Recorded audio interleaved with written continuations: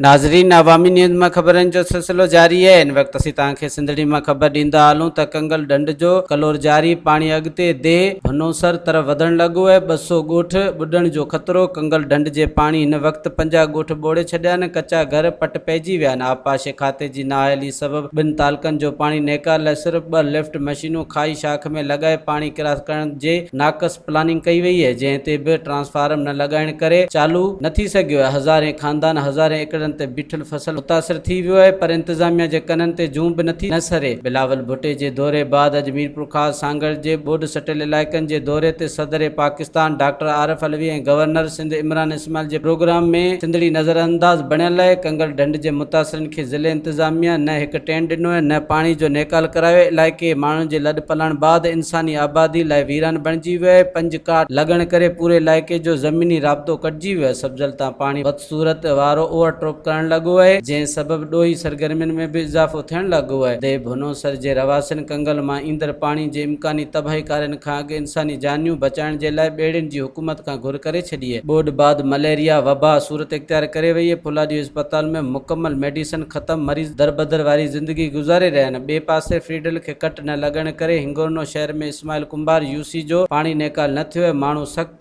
तकलीफ़नि खे मुंहुं ॾियण लॻा आहिनि। इंतजामिया खे लावारिस करे छॾियो है। मज़ीद खबरों और तफसीलात के लिए विजिट करें हमारी वेबसाइट www.awamiNewsHD.com।